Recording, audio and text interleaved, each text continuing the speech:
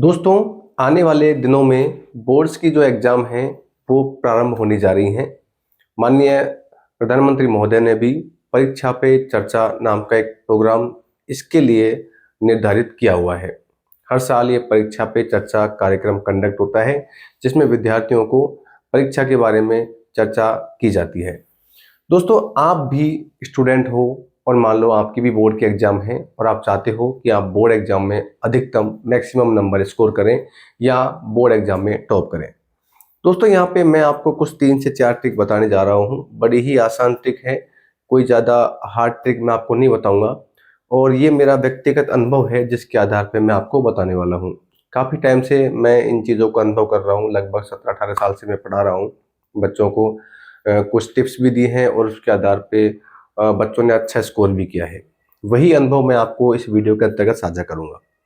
देखो, अध्ययन जो होता है वो सबसे पहले देखा जाता है कि हम अध्ययन के लिए, पढ़ाई के लिए कितना समय हमें देना चाहिए और हम कितना दे पा रहे हैं। तो सबसे पहले हम बात करते हैं टाइम की। तो स्टूडेंट क्या करते हैं, जैसे पहले ट्रेडिशनल तरीके से, परंपरागत तरीके से बच्चे ऐसे पढ़ते आए हैं कि शाम को इतने बजे से इतने तो ये पढ़ना है, इतने बजे से इतने बजे गणित पढ़ना है, या फिर इतने बजे से इतने बजे तक हमें अंग्रेजी पढ़ना है, साइंस पढ़ना है, ऐसा। सबसे पहले तो आप जो है, जो टाइम टेबल है, जो आप बनाते हो पढ़ाई का, वो बनाना बंद कर दो। टाइम टेबल मत बनाओ। अब आप बोलोगे सर, टाइम टेबल तो अच्छे अच्छे टॉपर बनाते हैं, तो आपने ऐसा क्यों बताया कि टाइम टेबल मत बनाओ। देखो, टाइम टेबल जो बनाते हैं हम कि इतने बजे से इतने बजे तक पढ़ना है, ये पढ़ना है, ऐसे बनाते हैं ना, वो कुछ दिन तक हम उसको फॉलो करते हैं, बाद में उसको अनफॉलो कर देते हैं। मैक्सिमम स्टूडेंट ऐसा ही करते हैं। तो टाइम तो हमें लेना है, एग्जाम के लिए टाइम हमें लेना है पढ़ाई के लिए, लेकिन टेबल मत बनाओ। हर स्टूडेंट की अलग अलग परिस्थिति होती है। कोई दिन में पढ़ सकता है तो कोई दिन में नहीं पढ़ सकता, रात में पढ़ सकता है। कोई दिन और रात दोनों टाइम काम करता है, उसे जब भी टाइम मिले वो तब पढ़ता है अपनी सुविधा के अनुसार। तो आप केवल इतना देखो कि मैं एक दिन में कब कब और कितना टाइम निकाल सकता हूँ। तो जैसे मान लो किसी ने 6 घंटे का टाइम निकाला कि सर मैं 24 घंटे में से केवल 6 घंटे पढ़ने के लिए टाइम दे सकता हूँ। किसी ने बताया 7 घंटे, किसी ने 8 घंटे। तो मैं मोटा मोटा अंदाजे से लगाता हूँ कि 6 से 8 आवर्स है ना, पढ़ाई के लिए मोर देन सफिशिएंट है, पर्याप्त है। तो इतना टाइम आप कम से कम बोर्ड एग्जाम के लिए निकालो। तो टाइम का किस्सा तो ये हो गया। अब बात करते हैं टॉपिक की। टॉपिक कि कौन कौन से टॉपिक हम सबसे पहले प्राथमिकता में रखें, कि सबसे पहले हम कौन से टॉपिक पढ़ें। सपोज करो कि कोई चैप्टर, जैसे कोई बुक है, जैसे मान लो मैथ्स की बुक है और हम मैथ्स पढ़ने वाले हैं और मैथ्स में 10 एक्सरसाइज है।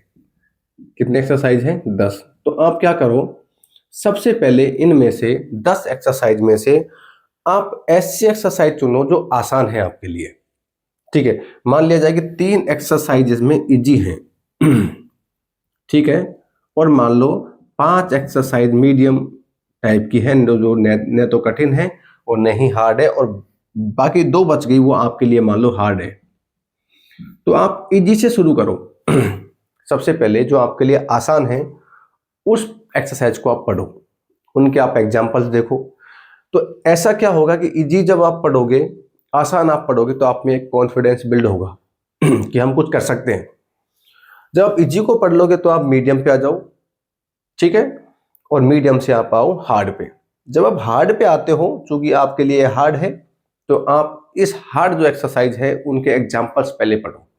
एग्जाम्पल्स पढ़ोगे तो आपको समझ में आएगा कि ये जो सवाल है, इसके अदर सवाल हैं, अदर क्वेश्चन जो है उनको किस प्रकार से किया जा सकता है। तो ये हो गया टॉपिक के बारे में बात। अब आते हैं सबसे मेन इंपॉर्टेंट चीज, जो है डिवाइडेशन ऑफ डेज, मतलब दिनों का विभाजन। क्या है इसका मतलब? जैसे मान लो एग्जाम आज से, मान लो 15 दिन बाद एग्जाम है। मान लो कि 15 दिन बचे हैं, तो अब इन 15 दिनों को आप किस प्रकार से डिवाइड करो कि पहले दिन तो हमें ये पढ़ना है, दूसरे दिन हमें ये पढ़ना है, तीसरे दिन हमें ये पढ़ना है। ठीक है, तो आप क्या करो, जैसे मान लो आपके पास 3 सब्जेक्ट हैं और उनको आप पढ़ना चाहते हो। उदाहरण के लिए बताता हूँ मैं, मान लो आप मैथ्स और आप पढ़ रहे हो साइंस और आप पढ़ रहे हो मान लो इंग्लिश पढ़ रहे हो, ठीक है। तो आप क्या करो, जैसे मान लो मैथ्स में 10 चैप्टर हैं, साइंस में मान लो 12 चैप्टर हैं और इंग्लिश में मान लो 8 चैप्टर हैं। तो आप क्या करो, डेट लिख लो पहले। तो डेट, जैसे आज की डेट आपने लिख ली, सपोज करो आज 11 फरवरी है और 11 फरवरी पहला दिन है। तो आप यहाँ पे क्या करो कि 11 फरवरी के दिन एक आप रफ कॉपी में ऐसे लिख लो कि आप मैथ्स के जो हैं कौन कौन से चैप्टर आप पढ़ोगे। तो जैसे मान लो मैंने चैप्टर ले लिया 1 या 2, इतना ही पढ़ पाऊंगा मैं मैथ्स का, 2 चैप्टर। साइंस में मान लो मैं पढ़ दूंगा 1 चैप्टर पढ़ूंगा या 2 पढ़ लूंगा, या हो सकता है 3 भी पढ़ लूं मैं, ठीक है। और इंग्लिश में मान लो मैंने 1 चैप्टर पढ़ा। ये है डेट 11 का एक शेड्यूल कि आप 11 की डेट में आप ये पढ़ोगे। अब आपने ये टारगेट कर लिया ना, तब आपके दिमाग में रहेगा कि ये तो करना है कैसे भी करके। तो आप जो 6 से 8 घंटे निकालने वाले थे ना अपने मन में, हो सकता है इनको बोझ को देखते हुए आप 10 घंटे भी निकाल दें पढ़ाई के लिए, ठीक है। तो इस हिसाब से आप पर डे का अपने आप को टारगेट दे दो। अब देखो ऐसा करते गए तो आप 5-6 दिन में, 6 दिन के अंतर्गत इसको खत्म कर दोगे मैक्सिमम। तो 11 और 6 17 है ना, और 6-7 दिन हो जाएंगे फिर तो, है ना। तो 17 तारीख तक आपने मान लो पूरा एग्जाम, जो पूरा एग्जाम का मटेरियल है ना वो खत्म कर दिया आपने, ठीक है। तो आपके पास अभी कितना दिन बचा, 8 दिन, ठीक है। अब इन 8 दिन में आप कर सकते हो रिवीजन अपने हिसाब से, जिस भी प्रकार से आप रिवीजन करना चाहते हो, कंफर्ट फील करते हो, उस हिसाब से आप रिवीजन करो। देखो हर कोई टीचर बताता है कि आपको ऐसे पढ़ना चाहिए, आपको वैसे पढ़ना चाहिए, लेकिन नहीं, हर स्टूडेंट का अलग अलग तरीका होता है पढ़ने का, वो किस तरीके से कंफर्ट फील करता है पढ़ने में। तो मैंने यहाँ पे आपको मोटा मोटा बताया। सबसे पहले तो आप टाइम देखो कि मेरे हिसाब से बताता हूँ मैं, आप कम से कम जैसे 8 घंटे आपको मतलब डेली पढ़ना चाहिए। जैसे आप स्कूल स्टूडेंट हो तो स्कूल तो 6 घंटे की लगती है, उसके बाद आप 6 से 8 घंटे कम से कम स्कूल टाइम बाद दो, ठीक है। तो टाइम डिसाइड कर लो। अब ये टाइम आप दिन में दे सकते हो, रात में दे सकते हो, और कभी भी जब भी आपको टाइम मिले। ऐसा नहीं कि टाइम टेबल मत बनाओ आप, सीधी सी बात ये है। उसके बाद आप टॉपिक जो है उसको देखो आप, जैसे मान लो कोई चैप्टर, जो कोई आप किताब पढ़ रहे हो, ठीक है। तो उसमें से कौन कौन से एक्सरसाइज हैं, उनके कौन कौन से टॉपिक हैं जो इजी हैं, तो सबसे पहले आप इजी को पढ़ो। इजी आप पढ़ लोगे तो आप में कॉन्फिडेंस आएगा। फिर आप मीडियम साइज के, मीडियम जो प्रकृति के नेचर के जो टॉपिक है उनको पढ़ो आप। फिर जो हार्ड आपको लगते हैं उन पे जाओ आप, ठीक है। तो इस हिसाब से आप अपने सिलेबस को डिवाइड कर लो। उसके बाद में आप आते हैं कि जो आपके पास दिन बचे हैं उनको आप किस प्रकार से यूटिलाइज करोगे, है ना।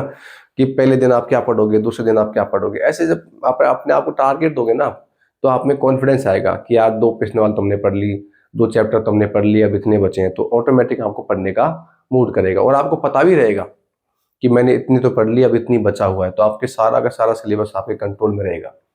अब जो दिन बच गए उनमें फिर आप रिविजन करो, बार बार रिविजन करो, ठीक है। तो इस हिसाब से मुझे लगता है कि आप एग्जाम में टॉप कर सकते हो। कैसा लगा दोस्तों ये आपको मेरी जानकारी? अच्छी लगी हो तो दोस्तों के साथ में शेयर कीजिएगा, वीडियो को लाइक कीजिएगा, और नए यदि आप चैनल पे आए हो तो प्लीज़ चैनल को सब्सक्राइब जरूर कीजिएगा। मिलते हैं किसी नेक्स्ट वीडियो पार्ट में, तब तक के लिए जय हिंद, जय भारत, नमस्कार।